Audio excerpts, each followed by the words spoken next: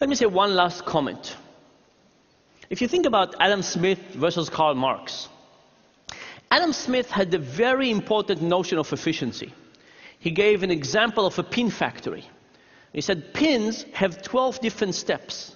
And if one person does all 12 steps, production is very low.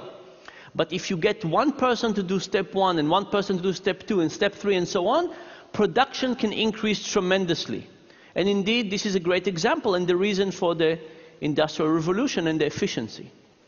Karl Marx, on the other hand, said that the alienation of labor is incredibly important and how people think about the connection to what they're doing.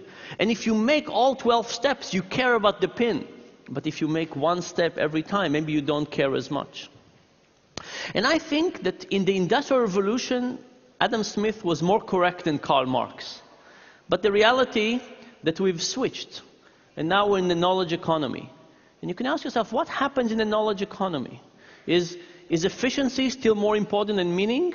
I think the answer is no. I think that as we move to situations in which people have to decide on their own about how much effort, attention, caring, how connected they feel to it, are they thinking about labor on their way to work and in the shower and so on, all of a sudden, Marx has more things to say to us.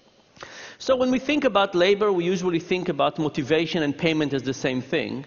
But the reality is that we should probably add all kinds of things to it. Meaning, creation, challenges, ownership, identity, pride, etc. And the good news is that if we added all of those components and thought about them, how do we create our own meaning, pride, motivation, and how do we do it in our workplace and for the employees, I think we could get people to both be more productive and happier. And thank you very much.